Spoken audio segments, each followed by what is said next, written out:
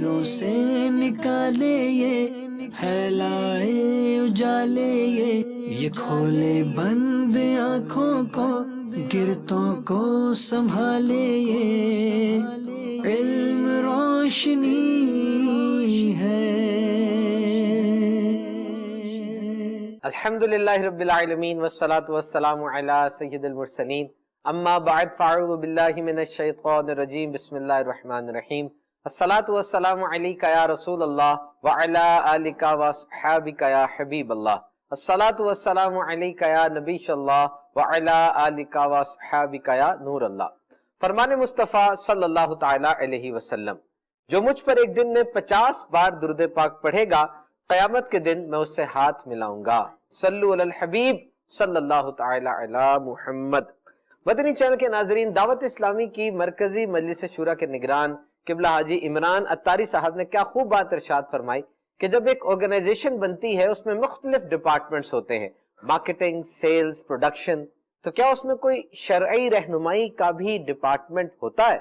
واقعی it's very thought provoking, سوچنے والی بات ہے۔ گناہ آج روح بدل بدل کر مارکیٹ میں، معاشرے میں موجود ہے۔ اگر صحیح انداز اور بہترین جگہ سے رہنمائی نہ ملے تو معاملات بہت خراب ہو سکتے ہیں، اور اس پرفتن دور میں مدنی چینل الحمدللہ ایک بڑی نعمت ہے، اور اس میں آنے والا ہر سلسلہ یعنی پروگرام اپنی مثال آپ ہے، اور ہمارا یہ سلسلہ اندھیرے سے اجالے کی طرف واقعی یونیک ہے۔ اس میں ہمارے ساتھ ہوتے ہیں شیخ الحدیث و تفسیر مفتی محمد قاسم اتاری صاحب دامت برکاتہم العالیہ، کوشچن آنسر کی صورت ہوتی ہے۔ آئیے اپنے سلسلے کا آغاز کرتے ہیں۔ مفتی صاحب، ایک جملہ ہے، A satisfied life is more important than a successful life۔ اکثر اوقات سوشل میڈیا پر بھی شیئر ہوتا ہے کہ ایک بابا جی بیٹھے ہیں سائیکل کے کریڈل کے اوپر، ایک چھوٹی بچی بیٹھی ہے، بابا جی اس بچی کی تصویر اتار رہے ہیں اور دونوں بڑے مسکرا رہے ہیں، اور نیچے لکھا ہوتا ہے کہ مسکراہٹ اور خوشی وہ دولت پر بیس نہیں کرتی، ورنہ بظاہر ان کے پاس دولت نہیں ہے اور وہ خوش ہیں۔ چھوٹے چھوٹے بچے کسی چھپڑ میں یا کسی چھوٹے کھیت میں کھیل رہے ہوتے ہیں اور مسکرا رہے ہوتے ہیں۔ اب یہ سیٹسفائیڈ لائف ہے، سکسیسفل لائف ہے، کیا اس سے وہ ڈپیکٹ کرنا چاہ رہے ہیں؟ تو یہ کہ مطمئن زندگی کامیاب زندگی سے زیادہ بہتر ہے۔ آپ اس بارے میں کیا ارشاد فرماتے ہیں؟ دیکھیں، جملے کے اعتبار سے تو یہ بڑا اچھا جملہ ہے کہ اطمینان بخش زندگی یا اطمینان سے معمور بھری ہوئی زندگی کامیابیوں سے بھری ہوئی زندگی سے بہتر ہے۔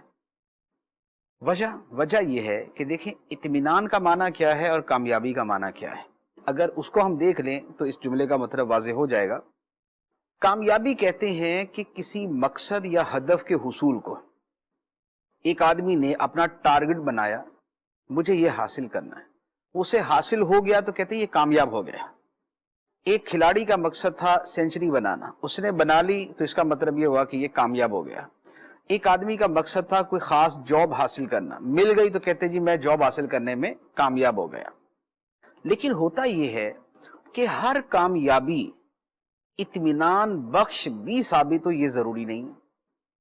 بہت مرتبہ لوگوں کو کامیابی تو مل جاتی ہے لیکن سکون اور اطمینان نہیں ملتا، جبکہ زندگی کے لیے کامیابی سے زیادہ اطمینان ضروری ہے، سکون ضروری ہے۔ اب اس کی میں مثال عرض کرتا ہوں۔ ایک آدمی کی بڑی تمنا تھی اور اس نے بڑی محنت کی اور بڑی تعلیم حاصل کی اور بڑے کورسز کیے کہ مجھے فلاں جاب مل جائے۔ جاب تو اسے مل گئی لیکن ساتھ میں باس ایسا ملا جو صبح سے شام تک اس کو ذلیل کرتا ہے۔ جاب مل گئی تو کامیاب زندگی ہے لیکن اطمینان زندگی سے نکل گیا۔ ایک آدمی یہ چاہتا ہے کہ میرا کاروبار جو ہے وہ اس ہدف کو چھو جائے، میں ماہانہ 15 لاکھ روپے کماؤں، اور اس نے محنت کی، دن رات ایک کیا، نیندیں قربان کی، سیر و سیاحت کی، سفر کیے، سب کچھ کیا، اور بالآخر وہ اس مقصد کو حاصل کرنے میں کامیاب ہو گیا کہ اب ماہانہ اس کا جو پروفٹ ہے وہ 15 لاکھ روپے۔ لیکن اس 15 لاکھ کمانے کے اندر جو اس نے دن رات ایک کیا، اس سے اس کی صحت تباہ ہو گئی، اس کے بیوی بچے اس سے دور ہو گئے، یہ بیرون ملک جا کے کماتا رہا اور بچوں سے ایک ساتھ تعلق اتنا دور ہو گیا کہ اب بچے ویسے ہی اس سے دور ہو گئے۔ بچوں کے لیے یہ باپ نہیں ہے، کمائی کی مشین ہے۔ اور ایسے ایک نہیں 1000 واقعات مل جائیں گے کہ کامیابی کے لیے کسی نے صحت کو قربان کیا، کسی نے زندگی کو بھی قربان کر دیا، کسی نے بیوی بچے قربان کر دیے، کسی نے ماں باپ قربان کر دیے اور کامیاب ہو گئے، لیکن زندگی سے اطمینان ہمیشہ کے لیے ختم ہو گیا۔ ایک آدمی اپنے ذہن کے اندر ایک بات بٹھا لیتا ہے کہ مجھے فلاں لڑکی سے شادی کرنی، اب اس نے خواہ اس کے لیے تعویذ کیے، یا اس نے چلے کیے، یا اس نے وظیفے کیے، یا اس نے 15 مزاروں پہ حاضری دی، یا اس نے ٹرکس استعمال کیے، یا اس نے جو کچھ کر سکتا تھا سارا کچھ کرا کے ہی گاٹ سکسیس، کامیاب ہو گئے، اور اسی لڑکی سے اس کی شادی ہو گئی۔ لیکن شادی کے بعد اب جو زندگی عذاب بنی اس کی انتہائی کوئی نہیں۔ جو اس لڑکی کو سمجھتا تھا وہ اس کے اپوزٹ نکلی، کردار کے اعتبار سے پرابلم نکل آیا، زبان کے اعتبار سے پرابلم نکل آیا، خاندان سے انڈرسٹینڈنگ کے اعتبار سے پرابلم نکل آیا، اب ایک پوزیسو مائنڈ کے اعتبار سے پرابلم نکل آیا۔ یہ بندہ کہیں جا نہیں سکتا کیونکہ آرڈر ہے کہ رات کو اتنے بجے گھر پہ پہنچنا ہے، اس کے سارے کام ختم ہو گئے، کامیابی مل گئی، سکون نکل گیا۔ تو یوں زندگی کے اندر بہت ساری چیزیں ایسی ہوتی ہیں کہ جس میں کامیابی تو حاصل ہو جاتی ہے لیکن اطمینان حاصل نہیں ہوتا۔ اور اس کے برعکس وہ شخص کہ جسے زندگی میں اس کی کامیابیاں تو نہیں ملی، اس کی نوکری کی خواہش تھی کہ میں فلاں کام کروں، نئی نوکری حاصل کر سکا، لیکن اس کی جگہ جو دوسری نوکری اسے ملی وہاں پر اس کو ذہنی سکون مل گیا، ہم ذہن لوگ مل گئے، اچھی کمائی مل گئی۔ ایک آدمی کا جاب کا دل تھا، پوری کوشش کر کے جاب نہیں ملی، مجبور ہو کے چھوٹا موٹا کاروبار کرنا شروع کیا اور اس کاروبار سے لاکھوں روپے کمانا شروع کر دی۔ اب کہتا ہے یا اللہ تیرا شکر ہے نوکری نہیں ملی، ورنہ تو ساری زندگی نوکری رہتا، اب تو مالک بن گیا۔ اسی طرح خواہش تھی کہ فلاں جگہ شادی ہو جائے، نہیں ہوئی، شادی کسی اور جگہ ہو گئی۔ اب جس جگہ یہ چاہتا تھا وہاں کا انجام اس کو پتا چلتا ہے کہ یار جہاں وہاں شادی ہوئی نا وہاں تو تباہی پھر گئی ہے، جبکہ اس کی جگہ میری جہاں شادی ہو گئی ہے اللہ کا شکر ہے زندگی بڑے اطمینان سے گزر رہی۔ تو دیکھیں کامیابی اور اطمینان جو ہے وہ دونوں جدا جدا ہوتے ہیں۔ ہاں کامیابی کے ساتھ اطمینان بھی مل جائے تو یہ ایک بہت بڑی چیز ہے۔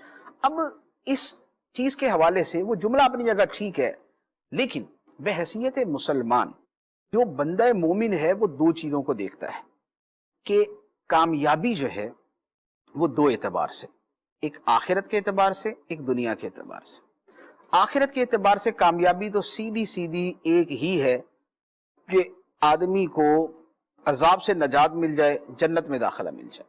قرآن مجید میں اللہ تعالیٰ نے ارشاد فرمایا فَمَنْ زُحْزِحَ عَنِ النَّارِ وَأُدْخِلَ الْجَنَّةَ فَقَدْ فَازَ، تو جسے آگ سے دور کر دیا گیا اور جنت میں داخل کر دیا گیا، فقد فازا، تو یہ کامیاب ہو گیا۔ لہذا آخرت کی کامیابی تو یہ ہوئی۔ ہاں اب اس کامیابی کے اندر درجے، ایک کو تھوڑی سزا مل کے جنت ملی، ایک کو سزا تو نہیں ملی لیکن گرتے پڑتے جنت میں داخل ہوا، ایک وہ ہے کہ گرتا پڑتا تو نہیں ہوا، یا تو جلدی لیکن حساب میں سختی ہوئی، ایک وہ ہے کہ جس سے حساب میں نرمی ہوئی، اور ایک وہ ہے جسے حساب میں نہیں لیا گیا۔ تو اب ان کی کامیابی کے درجات کے اعتبار سے فرق ہو جاتا ہے۔ تو یہ ہے آخرت کی کامیابی۔ دنیا کی کامیابی جو ہے وہ اصل میں دلی سکون ہی کا نام ہے۔ دلی سکون مل جائے تو سمجھے کہ یہ کامیاب زندگی ہے۔ کامیابی کو جب اطمینان اور سکون سے ہٹ کر ڈیفائن کیا جاتا ہے اپنی زندگی کے لیے، جب اس سے جداگانہ رکھ کے سوچا جاتا ہے تو پھر اس کے نتائج بعض اوقات بڑے خطرناک نکلتے ہیں۔ تو جو انسان کی زندگی ہے اس میں کامیابی اس صورت میں ہو جو صورت بندے کو اطمینان دینے والی ہے، ورنہ تو جو شخص کسی کو قتل کرتا ہے تو قتل کرنے میں بھی وہ کامیابی ہوتا ہے، لیکن بعد میں 36 سال کے لیے جیل جاتا ہے تو اس میں بھی کامیابی ہوتا ہے وہ، تو ایسی کامیابی کو کیا کرنا۔ تو لہذا جو دنیا کی کامیابی ہے حقیقت میں وہ دنیا میں دل کا سکون حاصل کرنا ہے، اور جو دل کا سکون ہے یہ پھر آپ کو دنیا میں نہیں ملے گا۔ دل کے سکون کے لیے اللہ تعالیٰ نے جو بیان فرمایا ہے وہ فرمایا ہے کہ الا بذکر اللہ تطمئن القلوب، سن لو اللہ کی یاد ہی میں دلوں کا چین ہے، اللہ کی یاد ہی میں دلوں کا اطمینان ہے۔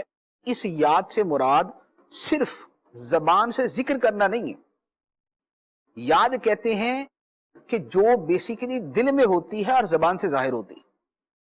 ایک آدمی ہمارے پاس آتا ہے، ہم کہتے ہیں یار میں تمہیں یاد کر رہا تھا، تو یہ کیا مطلب ہوا؟ وہ زبان سے نہیں بول رہا تھا اس کے بارے میں وہ اپنے دل کے اندر اس کے بارے میں سوچ رہا تھا، تو دل میں اللہ تعالیٰ کی یاد کا بس جانا، اس میں دلوں کا اطمینان ہے۔ کیوں؟ اس لیے کہ یہ اسے خوشی کے اندر بھی اطمینان دیتا ہے۔ اللہ تعالیٰ کی یہ یاد جو دل میں رچی بسی ہے، یہ خوشی میں بھی اسے اطمینان دیتی ہے، یہ پریشانی میں بھی اسے اطمینان دیتی ہے۔ خوشی میں اسے اطمینان دیتی ہے کہ وہ اللہ تعالیٰ کی نعمت، اس کے فضل و کرم اور اس کی رحمت کے اوپر شادمان ہوتا ہے، خوش ہوتا ہے کہ یا اللہ تیرا شکر ہے تو نے مجھے یہ نعمت عطا فرمایا۔ اور مصیبت کے اندر بھی اس کو اطمینان حاصل رہتا ہے، زائل نہیں ہوتا، کیونکہ وہ اس مصیبت کو بھی یہ سمجھتا ہے کہ اللہ تعالیٰ نے میرے امتحان کے لیے اور مجھے ثواب دینے کے لیے اور میرے آخرت کے درجے بڑھانے کے لیے اور دنیا میں مجھے کچھ سکھانے کے لیے مصیبت بھیجی ہے۔ تو لہذا جب اللہ کی یاد دل کے اندر ہوتی ہے تو پھر آدمی خوشی میں بھی مطمئن ہوتا ہے اور پھر پریشانی کے اندر بھی مطمئن ہوتا ہے۔ اچھا، پھر اسی طریقے سے بندہ زیادہ میں بھی مطمئن ہوتا ہے، کم کے اندر بھی مطمئن ہوتا ہے۔ زیادہ میں تو یوں مطمئن کہ زیادہ میں بندہ ویسے مطمئن ہوتا ہے، کم کے اندر یوں مطمئن ہوتا ہے کہ وہ اپنے دل میں زہد اور قناعت کو سمجھتا ہے کہ یہ اوصاف خدا کو پسند ہے۔ تو جب یاد الہی دل میں ہے اور وہ یاد الہی اسے بتا رہی ہے کہ قناعت خدا کو پسند ہے، زہد خدا کو پسند ہے، تو اب اگرچہ اس کے پاس کم بھی ہے تب بھی اپنی زندگی کے اوپر مطمئن ہوتا ہے۔ تو جو اطمینان ہے، دنیا کا اطمینان، وہ اللہ تعالیٰ کی یاد سے ملتا ہے، وہ صبر سے ملتا ہے، وہ قناعت سے ملتا ہے۔ حضور اس کا مطلب یہ ہوا کہ اطمینان کے سٹینڈرڈز انسانوں کے مختلف ہیں کہ وہ کب جا کے مطمئن ہوگا۔ اب کسی کو بہت پیسہ ملے گا تب مطمئن ہوگا، کسی کو تھوڑا بھی مل جائے مطمئن ہو جائے گا، اور کسی کو بہت کچھ ملے تب بھی وہ مطمئن نہیں ہو پا رہا، جس کو تھوڑا سا کچھ ملا مطمئن ہو گیا۔ اس کا مطلب یہ ہوا کہ ایک مسلمان کے لیے اطمینان کا کرائٹیریا آپ نے ڈیفائن فرمایا، اور ہر انسان کو اطمینان کے لیے یہ دیکھنا چاہیے کہ اس کا کرائٹیریا کیا ہے۔ ایک بات کی جاتی ہے حضور اس میں کہ دین میں ہمیشہ سے اپنے اوپر والے کو دیکھو اور دنیا میں ہمیشہ اپنے سے نیچے والے کو یہ دیکھو۔ بڑا خوبصورت اصول ہے، یہ حدیث مبارک کے اندر بیان کیا گیا۔ امام غزالی رحمۃ اللہ علیہ نے اس کو بیان فرمایا ہے کہ دنیا کے معاملے میں اپنے سے نیچے والے کو دیکھو اور دین کے معاملے میں اپنے سے اوپر والے کو یہ دیکھو۔ اس سے ریلیٹ ہو رہا ہے حضور، یہ اسی کے ساتھ تعلق رکھتا ہے، یہ اطمینان کے حصول کا ذریعہ یہی ہے۔ دیکھیں ہوتا کیا ہے، ایک آدمی اگر دنیا کے معاملے میں اپنے سے اوپر والے کو دیکھے گا تو بے قراری ہوگا۔ آپ دیکھتے ہیں کہ دنیا میں ایسے لوگ کہ جو ماہانہ لاکھوں کماتے ہیں ان کو چین نہیں ہے، کیونکہ وہ دیکھتے ہیں یار فلاں بندہ تو کروڑوں کما رہا ہے، کروڑوں کمانے والا بھی اس کو چین نہیں ہے۔ کیوں؟ اس لیے وہ کہتا ہے یار دوسرا بندہ کروڑوں کما بھی رہا ہے اور ساتھ میں عزت بھی اس کی بہت ہے، میری عزت نہیں ہے۔ مال اور عزت مل گیا تو اس سے اوپر دوسرا بندہ موجود ہوتا ہے۔ تو یوں ایک آدمی اپنا اطمینان اپنے ہاتھوں سے کھو دیتا ہے، اور اس کے مقابلے میں وہ بندہ کہ جو کم پہ راضی ہے اور کہتا ہے کہ یار جتنا مل گیا میں اس پہ مطمئن ہوں، وہ اسی کے اوپر خوش ہو جاتا ہے، وہ اسی کے اوپر مطمئن ہو جاتا ہے۔ ماشاءاللہ، یہ a satisfied life is more important than a successful life ہے۔ ہمیں اپنے معیار اور ترجیحات کو دیکھنا چاہیے۔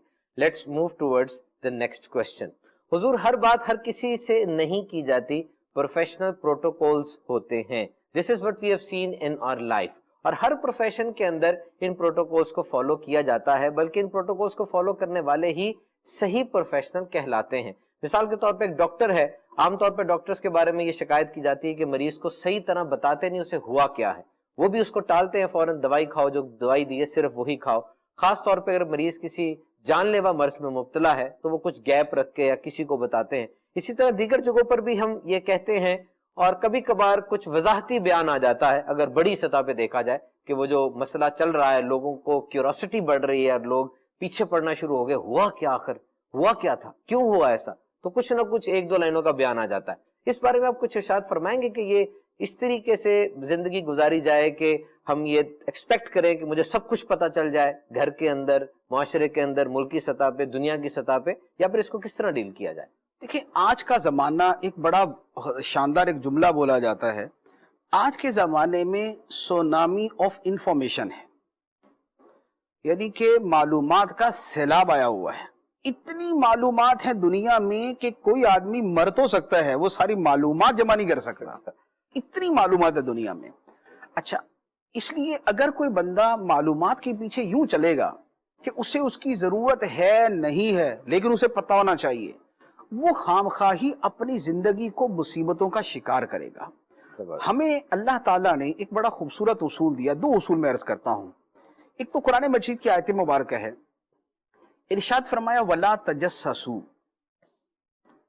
ٹو میں نہ پڑھو، تجسس میں نہ پڑھو۔ کون سے تجسس میں؟ کسی کے عیب تلاش کرنے کے تجسس میں۔ ہوا کیا تھا، اندر کی بات کیا ہے، پتہ چلنا چاہیے، کھل کے کچھ سامنے آئے۔ یہ جو تجسس ہے یہ بہت ساری جگہوں پہ شرعاً ناجائز ہوتا ہے۔ جب کسی کے عیب کا تجسس کیا جائے اور اس کا کوئی مقصد صحیح نہیں ہے، ایک تو نا پولیس انویسٹیگیشن کر رہی ہے، اس کی تو اپنی لازمی بات ہے، جواز کی صورتیں ہوتی ہیں، لیکن ایک مفت کا انسپیکٹر ہے کہ جناب یہ محلے کے بابا جی کو ویسی ساری باتیں پتہ ہونی چاہیے۔ یہ جو معلومات جمع کرنا ہے اس میں بہت مرتبہ گناہوں میں پڑنے کے بڑے قوی چانسز ہوتے ہیں، لہٰذا یہاں پر تو اس حکم قرآنی پہ عمل کیا جائے، وَلَا تَجَسَّسُوا، ٹو میں نہ پڑھو۔ ایک اسی طرح قرآن مجید کی ایک آیت مبارکہ ہے وَلَا تَقْفُ مَا لَيْسَ لَكَ بِهِ عِلْمٌ، اس چیز کے پیچھے نہ پڑھ جس کا تجھے علم نہیں۔ اس سے مراد بھی یہ ہے کہ جس چیز کا علم تیرے لیے نقصان دہ ہے یا فائدے مند نہیں ہے اس کے پیچھے نہ پڑھو۔ تمہیں کیا ضرورت ہے کہ ہر گھر کے اندر تم نے بلی بن کے جانا ہی ہے اور بلی کی طرح پورے محلے کے اندر چکر لگانا ہی ہے، یا اگر کسی ادارے میں کام کرتے ہو تو تمہیں باس سے لے کر نیچے کے چوکی دار کے جملہ معمولات اور معاملات کا پتہ ہو کہ کون کیا کرتا ہے، کیا کھاتا ہے، کیا پیتا ہے، کہاں جاتا ہے، کہاں رہتا ہے، رات کہاں گزارتا ہے، دن میں کیا کرتا ہے، چھٹی کہاں گزارتا ہے۔ تو اس طرح کی معلومات بہت مرتبہ تو گناہ کے اندر آتی اور بہت مرتبہ فضول کے اندر آتی ہیں۔ اب یہ جو فضول والی بات ہے یہ دوسرا اصول ہے۔ ایک تو ہے عیب تلاش کرنا، خامی تلاش کرنا، برائی تلاش کرنا، وہ اکثر و بیشتر صورتوں میں جائز نہیں، بلکہ اس کے اوپر بڑی سخت وعیدیں ہیں۔ حدیث مبارک میں فرمایا گیا کہ جو بندہ کسی مسلمان کے عیب تلاش کرنے میں پڑتا ہے تو اللہ تعالیٰ اس کے عیب کو وہاں ظاہر فرماتا ہے کہ بندہ گھر میں بیٹھا ہوتا ہے اور خدا اس کے عیب ظاہر کر دیتا ہے۔ یہ خلاصہ حدیث ہے یہ۔ تو یوں جو دوسروں کے عیب میں پڑتا ہے تو پھر اس کے عیب خدا کھول دیتا ہے، اور حکم ہمیں یہ ہے کہ من ساتارہ مسلمن ساتارہ اللہ یوم القیامہ، جو کسی کے عیب چھپائے گا اللہ تعالیٰ قیامت کے دن اس کے عیب چھپائے گا، لوگوں کے سامنے ظاہر نہیں کرے گا۔ تو لہذا پہلی بات تو یہ ہے کہ یہ تجسس میں پڑھنا اور مجھے پتہ ہونا چاہیے اور میرے پاس سیکرٹس ہونے چاہیے، یہ اس اعتبار سے غور کر لے کہ گناہ کا معاملہ تو نہیں ہے۔ دوسرے نمبر پہ دوسرا یہ ہے کہ بہت ساری چیزوں کی معلومات گناہ نہیں ہے لیکن بے فائدہ ہے، کوئی مقصد نہیں۔ وہ کیا ہے؟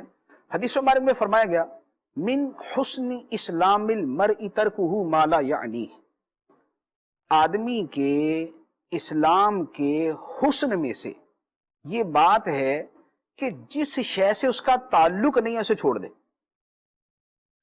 میرا تعلق ہی نہیں ہے ایک چیز سے تو میں خامخواہی اس کے اندر اپنی ٹانگ اڑاتا پھر رہا ہوں، میں خامخواہی اس کے بارے میں معلومات جمع کرتا پھر رہا ہوں۔ مجھے نہیں پتا کہ بھائی میرے پڑوسیوں کے گھر میں کیا معاملہ چل رہا ہے، مجھے کوئی شوق نہیں ہے کہ میں پتا کروں ان کے بارے میں۔ یا یہاں کا مثال کے طور پہ یہاں پر یہ ہم بیٹھے ہوئے، یہ کیمرہ مین ہے، یہ سارا ان کا سسٹم کیا، کیسے کام کرتے ہیں، مجھے سیکھنے کا کوئی فائدہ نہیں ہے، مجھے اپنا کام کرنا ہے، ان کا کام نہیں کرنا، تو میں خامخواہ ان کی معلومات جمع کرتا پھر۔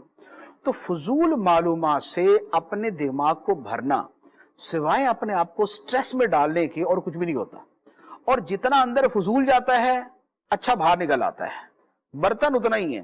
اب اس برتن میں یا آپ اچھی معلومات ڈال دیں یا فضول ڈال دیں یا بری ڈال دیں، جیسی ڈالیں گی آپ کا اندر ویسا ہی ہو جائے گا، آپ کی گفتگو ویسی ہو جائے گی، اور آپ ایک طرح کی معلومات ڈالیں گے تو دوسری طرح کی معلومات کی گنجائش آپ نے کم کر دی۔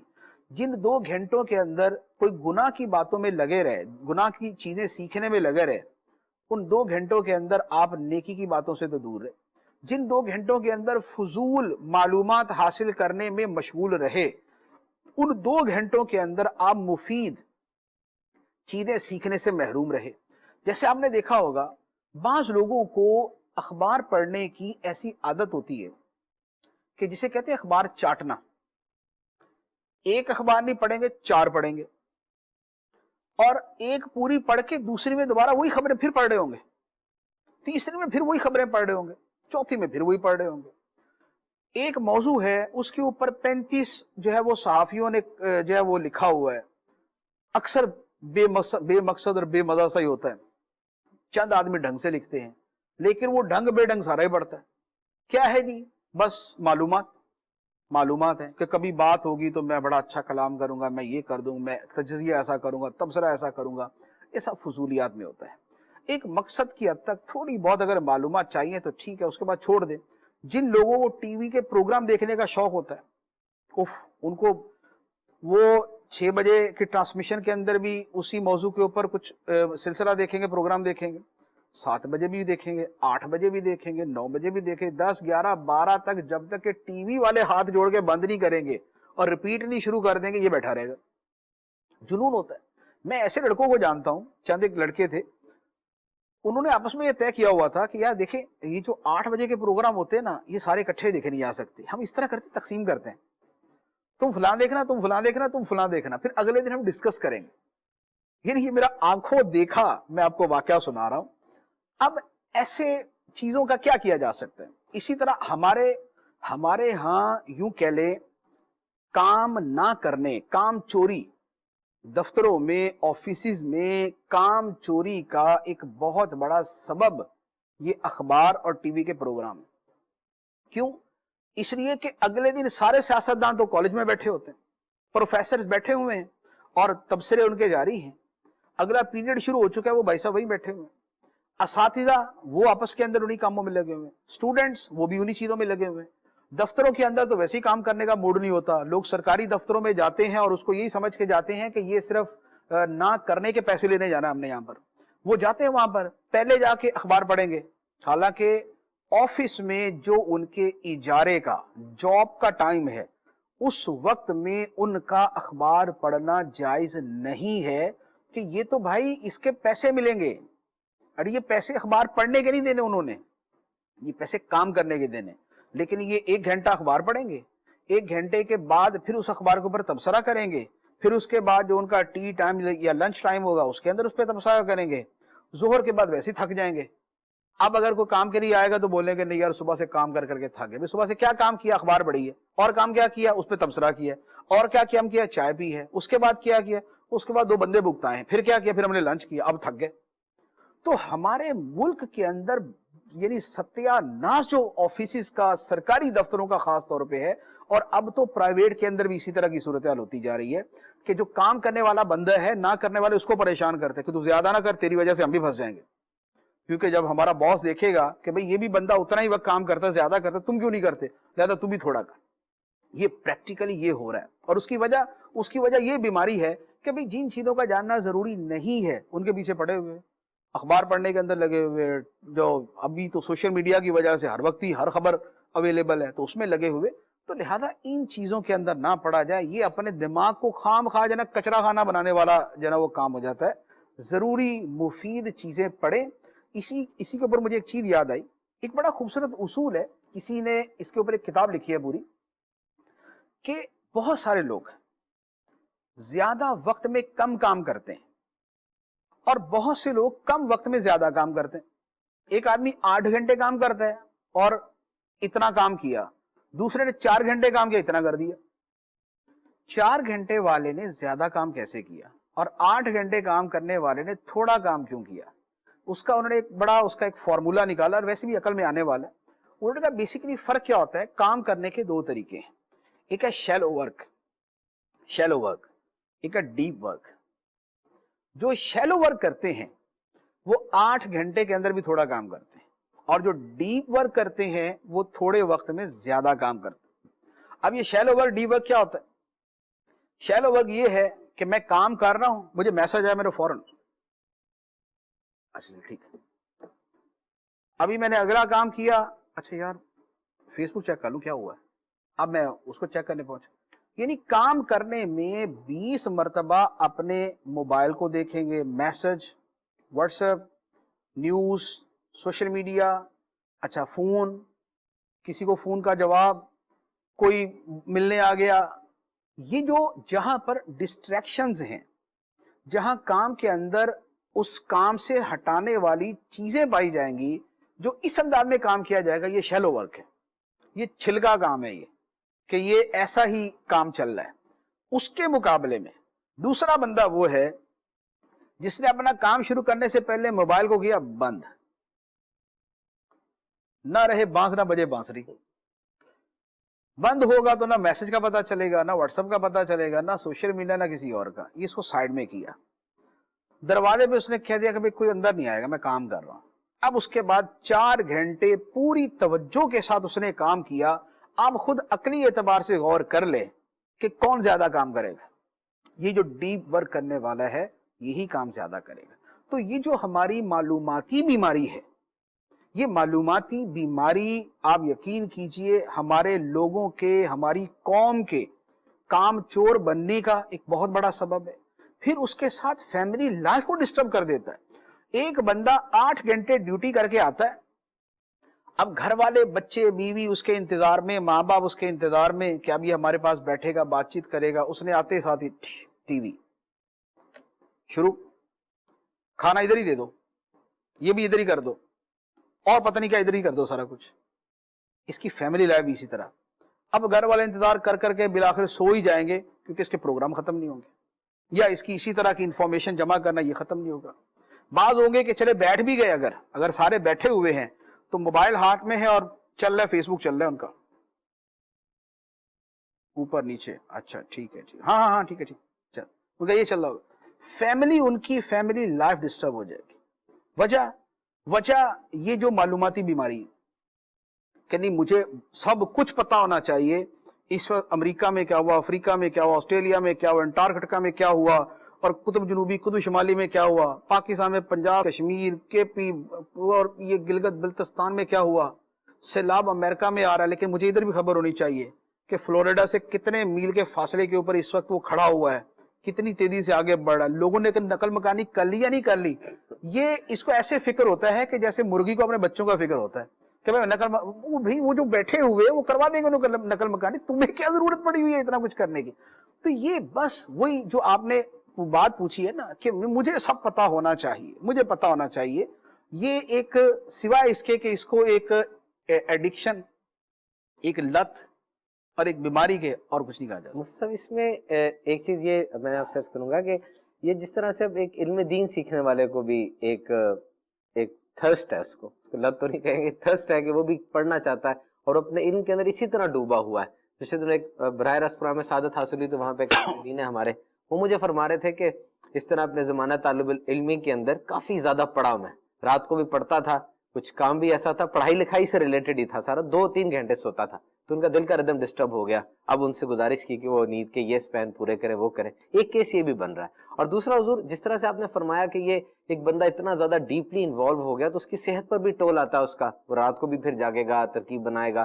یہاں تک میں نے سنا ہے بلکہ پڑھا ہے کہ ایک آدمی جو رات کو سوتے وقت ایک ہاتھ میں موبائل رکھتا ہے اور یہ اپنی کوہنی کے ساتھ اس کا سہارا لیتا ہے کیونکہ وہ لیٹا جو ہوا ہے اور یوں کرتا ہے تو اس کو ایک عجیب قسم کی بیماری ہو جاتی ہے کہ اس کی آنکھوں کی بینائی کچھ دیر کے لیے چلی جاتی ہے، وہ دن میں 5 منٹ سے گھنٹے تک جا سکتی ہے، پھر ریٹریو ہو جاتی ہے. لیکن ایسی بیماری اس کو ہوتی ہے جو رات کے وقت موبائل فون کی بلو لائٹ کے اوپر زیادہ ایکسپوجر رکھتا ہے. تو سر جو پہلے میں نے آپ سے بات پوچھی، وہ بذات خود تو بیماری وہی ہے جو اس کو لگی ہوئی ہے، دن میں تو جو لگے گی رات کو پہلے لگی ہوئی ہے اسے. تو حضور یہ جو علم دین کے حوالے سے میں نے آپ سے عرض کی، یا ایک انسان کو ویسے بھی کوئی ایسا شوق ہے جو پروڈکٹیو ہے، اور اکنامکس کے اندر بھی ہم پڑھتے ہیں لا آف مارجنل یوٹیلٹی اور لا آف اکوی مارجنل یوٹیلٹی کے، ایسے لوگوں پہ رول رکھتا نہیں ہے. جیسے ہم نے سنا کہ ایک بہت بڑے عالم صاحب تھے، بہت زیادہ وہ خوشی محسوس کرتے جب ان کو کوئی نیا نقطہ ملتا یا وہ کسی چیز میں ابزارب ہو گئے، پتہ نہیں چلا، کھجور کھاتے رہے، اسی میں ان کا وصال ہو گیا. تو یہ بھی تو حضور ایگزیجریشن ہی ہے نا.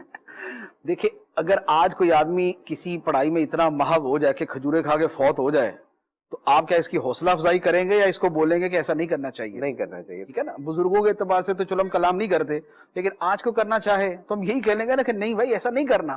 تو بات یہ ہے کہ وہ کہتے ہیں کہ خطائے بزرگاں گرفتن خطاست،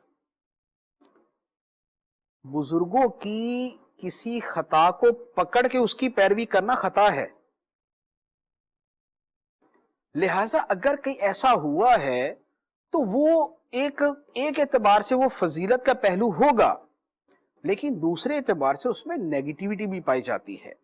ہمارے لیے جو سیدھے سیدھے اصول ہیں، جو عقل کے، نقل کے، دین کے اصول ہیں، ہم اس کے مطابق چلیں گے۔ وہ کیا ہے؟ وہ فرمایا گیا خیر الامور اوسطھا، کہ امور میں، کاموں میں بہترین طرز عمل میانہ روی کا ہے۔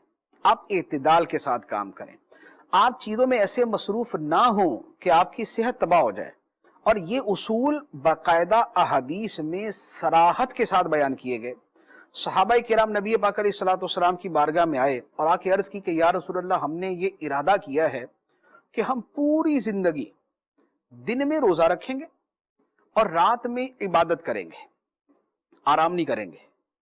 تو نبی پاک علیہ الصلوۃ والسلام نے فرمایا کہ اے صحابہ، میں تم سے زیادہ اللہ کی معرفت رکھتا ہوں اور میں تم سے زیادہ اللہ سے ڈرنے والا بھی ہوں، لیکن میں رات کو سوتا بھی ہوں اور عبادت بھی کرتا ہوں، اور میں دن میں روزہ رکھتا بھی ہوں اور چھوڑ بھی دیتا ہوں، اور میں نے شادیاں بھی کی ہوئی۔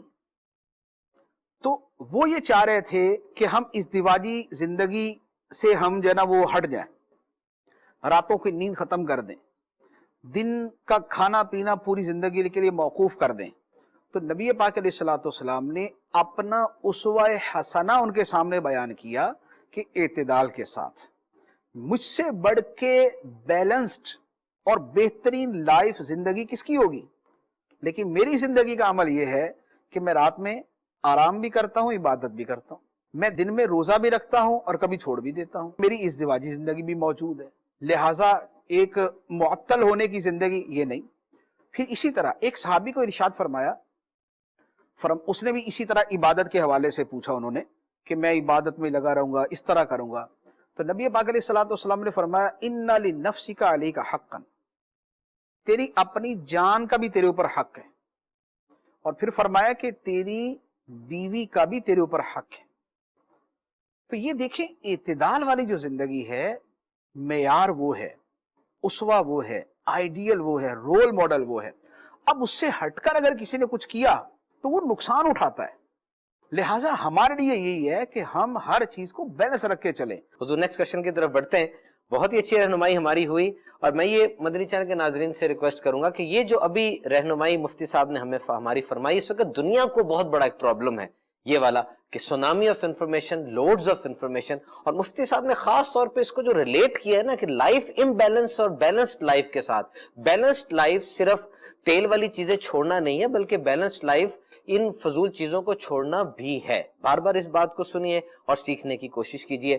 مفتی صاحب نیکسٹ کوشچن آپ سے یہ ہے کہ جو بھی واقعہ یا سچویشن ہماری زندگی میں ہوتا ہے اس کو ڈیل کرنے کا ایک انداز ہوتا ہے، جس طرح ہماری گفتگو پہلے بھی ہوئی کہ وہ انسان اپنی روایات کے مطابق یا اپنے ذہن کے مطابق ڈیل کرتا ہے، یا تو سیلیبریشن ہے یا مورننگ ہے، شادی ہوئی اس کو سیلیبریٹ کیا جائے گا، کسی کے گھر بچے کی ولادت ہوئی اس کو سیلیبریٹ کیا جائے گا، کسی کے گھر کوئی موت ہو گئی، فوتگی ہوئی، وہاں پر اس کو تھوڑا سا تعزیت کا انداز ہوگا، افسوس، دکھ کا انداز ہوگا۔ اب ان معاملات میں ہمیں کیا کرنا چاہیے؟ کیونکہ رسپانسز تو ڈیفرنٹ ہوتے ہیں۔ اب کیا انسان کرے، کس طرح ان چیزوں کو سیلیبریٹ کرے، کیا معیار ہونا چاہیے کہ میری زندگی میں کوئی سچویشن آئی تو میں نے کیسے اس کو رسپونڈ کرنا ہے؟ دیکھیں بہت سارے تو اصول ہوتے ہیں اور بہت ساری فطری چیزیں ہوتی ہیں۔ فطری چیزیں جب تک شریعت سے متصادم نہ ہوں، فطری سے مراد یہ کہ جو لوگوں کی عادت بن چکی ہیں، جب تک وہ شریعت سے متصادم نہ ہو، اس کے برخلاف نہ ہو، تو تب تک ان کی اجازت ہوتی ہے۔ خوشی منانے کا طریقہ دنیا کے اندر ہزار طریقے ہو سکتے ہیں، ان ہزار طریقوں میں صرف یہ دیکھا جائے گا کہ کوئی ایسی چیز تو نہیں ہے اس کے اندر کہ جو شریعت کے کسی حکم کے برخلاف ہو، اس چیز کو ختم کر دیا جائے گا۔ باقی لوگ خوشیاں منا رہے تو منائیں۔ اگر کسی خاص دن کے اوپر لوگوں کے اندر معمول ہے کھانے پکانے کا، کھانے پکاتے اور تقسیم کر دیں، شریعت کوئی منع نہیں کرتی۔ کسی خاص دن کے اوپر لوگوں کے اندر معمول ہے اچھے کپڑے پہنتے ہیں، شریعت نہیں منع کرے گی اس سے۔ کسی دن معمول ہے کہ رشتہ دار آپس میں ملتے ہیں، شریعت اسے نہیں منع کرے گی۔ کسی دن کوئی اور اس طرح کے معمول ہیں، تو اس طرح کے سارے معمولات شریعت اجازت دیتی ہے۔ دیکھیں ہمارے لیے اگر دو اصول میں عرض کرتا ہوں، میں نے ابھی ہمارے پچھلے سلسلے کے اندر بھی اس پر بات ہوئی تھی کہ دین کا اصول یہ ہے کہ تمام چیزیں اپنی اصل کے اعتبار سے، بنیاد کے اعتبار سے مباح ہیں، جائز ہیں۔ تو اصولی طور پر تو یہ ہے کہ جو بھی کام کیا جاتا ہے وہ فی نفسی ہی مباح ہے. چند ایک چیزیں مستثنا ہے، وہ اہل علم سمجھتے ہیں کہ وہ کیا چیزیں، لیکن اصولی طور پہ ہر شے مباح ہے جب تک کہ شریعت کسی شے سے منع نہ کر دے. لہذا خوشی منانے اور غمی منانے کے کچھ چیزیں تو وہ ہیں کہ جو دین نے ہی بیان کر دی. مثال کے طور پہ خوشی کے حوالے سے عید کا دن خوشی کا دن ہے، تو عید کے دن خوشی کے حوالے سے اچھے کپڑے پہننا، غسل کرنا، خوشبو لگانا، کچھ زینت اختیار کرنا، آپس میں ملنا ملانا، صدقہ کرنا، تحفے تحائف دینا، خوشی کا اظہار کرنا، ایک دوسرے کو مبارک کہنا، یہ ساری چیزیں وہ ہیں کہ جو خوشی کے موقع پہ خود شریعت نے بیان کر، جو نبی پاک علیہ الصلوۃ والسلام کے طریقے سے سب. شادی کا موقع خوشی کا موقع، تو شادی کے موقع کے اوپر مثال کے طور پہ یہ چھہارے لوٹانا، غریبوں کو کھانا کھلانا، ولیمہ کرنا، اچھے کھانے اس کے اندر پکانا، تو اور اسی طریقے سے کچھ نہ کچھ مناسب جہیز دینا، یہ سب خوشی کے ذرائع ہیں، شریعت نے بیان کر دی، اس کے اندر کوئی حرج نہیں. اسی طریقے سے عقیقہ، کسی کے ہاں بیٹا پیدا ہو، بیٹی پیدا ہو، خوشی کا موقع ہے، اولاد کی نعمت ملی، تو شریعت نے وہاں پر عقیقہ سنت قرار دی ہے. یہ اصل میں اسی نعمت کا شکر ادا کرنے کا ذریعہ ہے. تو کچھ مواقع وہ ہیں کہ جن کے طریقے شریعت نے بیان کر دی ہے، وہاں پر ان طریقوں کے برعکس کچھ اور نہیں کیا جائے گا. یہ نہیں ہوگا کہ عقیقہ چھوڑ کے ہم کسی دوسرے مذہب کا کوئی طریقہ اختیار کر لیں کہ جناب وہ اس مذہب کے اندر یوں منائی جاتی لہذا ہم اسے اختیار کر لیں. اپنے دین کا بیان کردہ طریقہ چھوڑ کے دوسری طرف جانے کی اجازت نہیں ہوگی. غمی کے اوپر شریعت نے اس کے بھی طریقے بیان کر دیے. مثال کے طور پہ اگر فوتگی ہوئی ہے تو اس کے کفن کے، دفن کے، نماز جنازہ کے، یہ سارے طریقے بیان کر دیے گئے. اس کے بعد تعزیت کا سلسلہ ہے کہ لوگ آ کے تسلی دیں گے، تھوڑی سی ہمت بندائیں گے، حوصلہ دیں گے، صبر کی تلقین کریں گے، تو شریعت نے اس کو بیان کر دیا. اچھا، اس کے ساتھ کچھ چیزوں کو صراحتاً حرام قرار دے دیا، واویلا کرنا اور چیخنا چلانا اور کپڑے پھاڑ دینا اور بال نوچنا اور منہ پہ تھپڑ مارنا اور رانوں پہ تھپڑ مارنا. فرمایا کہ یہ نوحہ ہے، یہ سوگ ہے، یہ حرام ہے، اسے حرام کر دیا گیا. ٹھیک ہے، لیکن اس کے اچھے اوصاف، اچھی نیت سے اور اس کے اچھے تذکرے کے طور پہ بیان کرنا، اسے شریعت نے مشروع قرار دے دیا. تو دیکھیں، یہ غمی کا وہ موقع کہ جس کی بہت ساری چیزیں شریعت نے بیان کر دی. بیماری ایک تکلیف کا موقع ہے، بیماری کے موقع کے اوپر دوسروں کے لیے عیادت کا فرمایا اور اس مریض کے لیے صبر کا فرمایا، گھر والوں کے لیے اس کی خدمت کا کہا گیا. تو یہ چیزیں بھی ڈیفائن کر دی گئی. لیکن ان سے ہٹ کے خوشی کے اور غمی کے ہزاروں تہوار ہو سکتے ہیں. اب ان تہواروں میں لوگوں میں جو چیزیں رائج ہیں، ان رائج چیزوں کے اندر یہ دیکھا جائے گا کہ شریعت کے کسی کلیے، اصول یا کسی جزئیے، کسی جزوی حکم کے برخلاف تو نہیں. اگر اس کے برخلاف ہوگا تو اس کو منع کر دیں گے. سالگرہ کی جاتی ہے.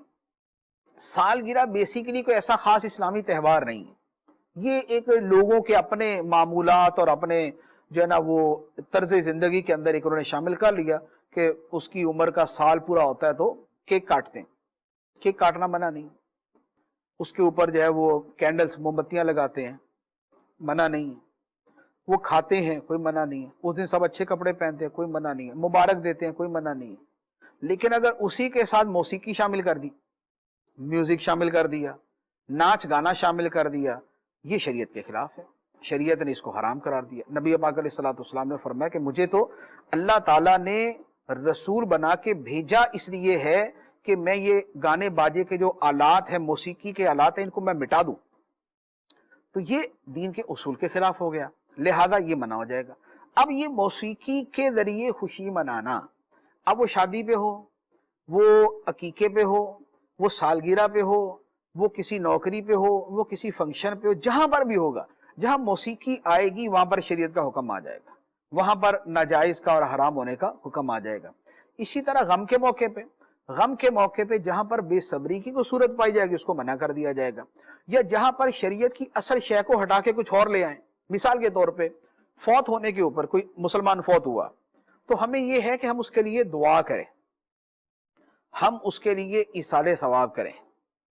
یہ موم بتیاں جلانا جو ہے یہ کوئی دینی طریقہ نہیں. تو اب یہ کہ اس کی تصویر بنا کے موم بتیاں لگا دی، یہ مسلمانوں کا طریقہ نہیں ہے. یہ دیکھیں کہاں سے لیا ہے، بیسیکلی یہ عیسائیوں کا طریقہ ہے. یہ یورپ کا طریقہ ہے. تو ہمیں دعا اور ایصال ثواب اس کا کہا گیا, موم بتیاں جلانے کا نہیں کہا گیا. جو لوگ اس کی طرف آتے ہیں وہ ایصال ثواب اور دعا کو سائڈ میں کر دیتے تو موم بتیاں جلا کے خوش ہو جاتے ہیں, یہ غلط ہو جائے گا.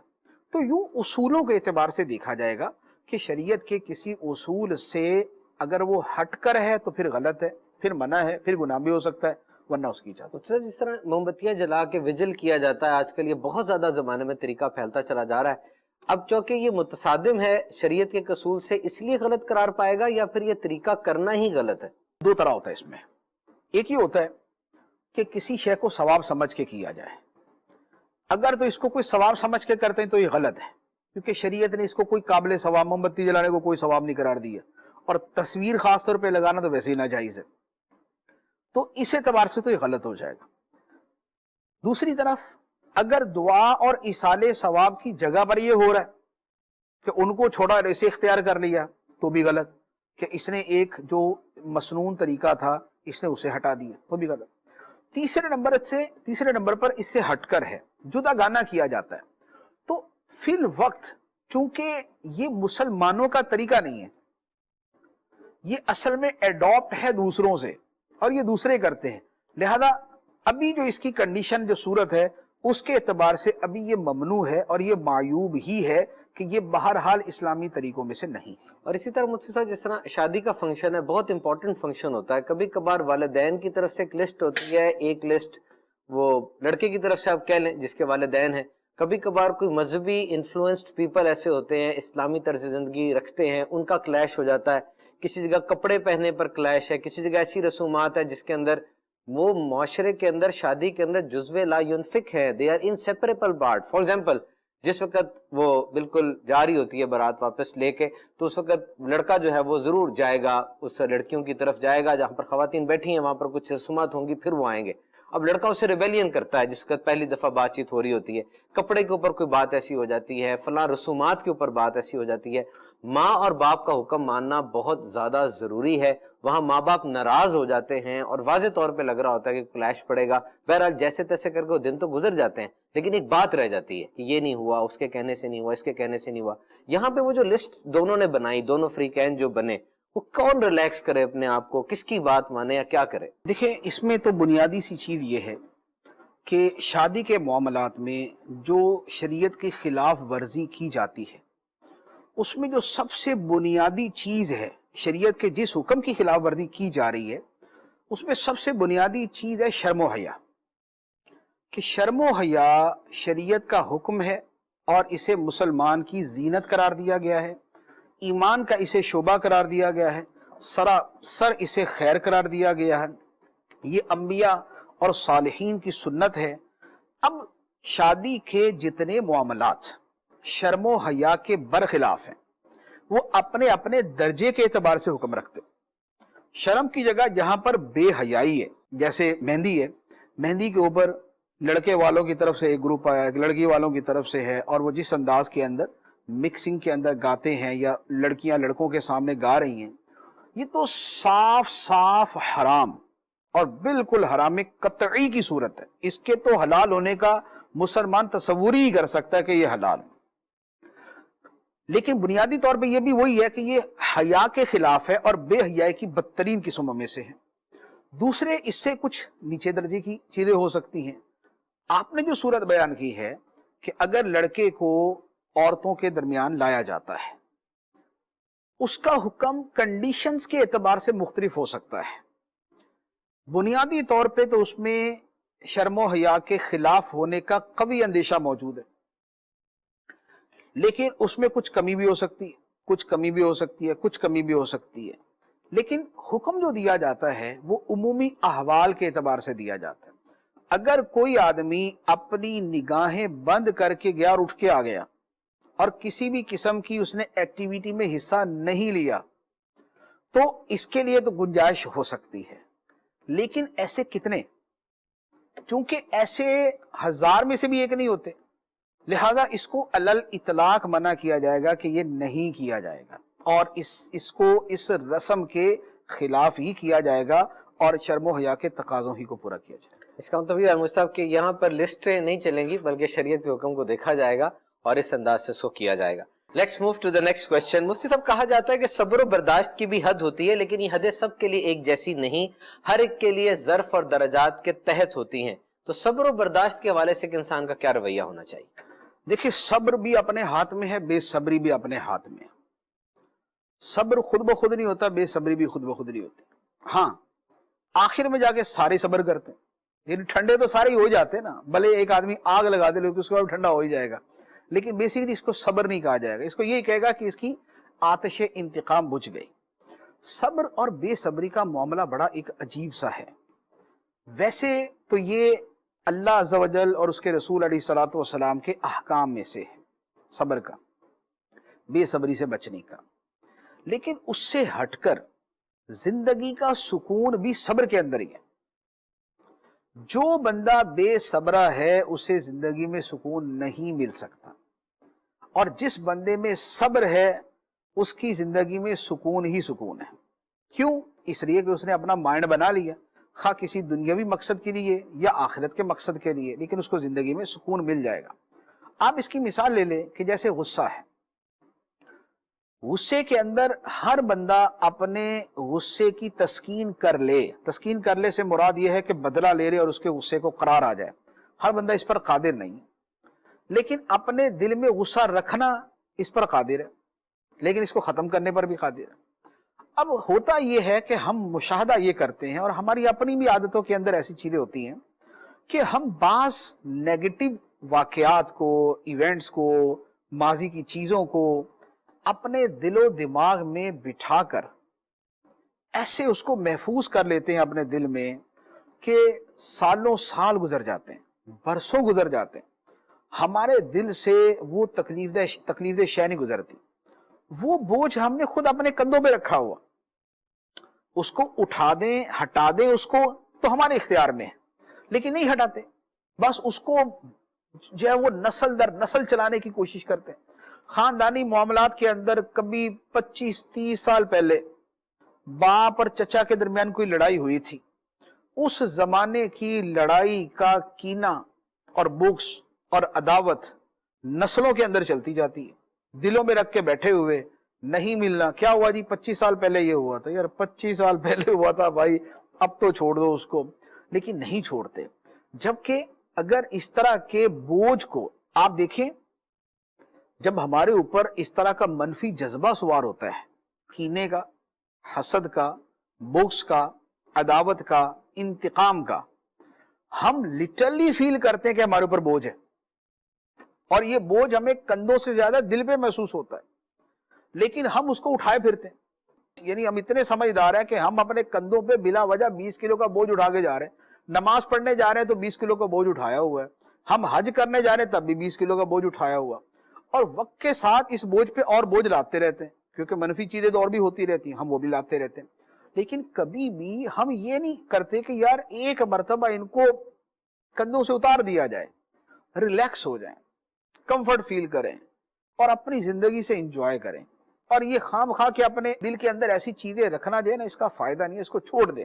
اگر شریعت کے حکم صبر پر عمل کیا ہوتا تو یہ ساری کی ساری چیزیں جو ہے نا وہ بڑی آسانی سے ہم سے ختم ہو جاتی.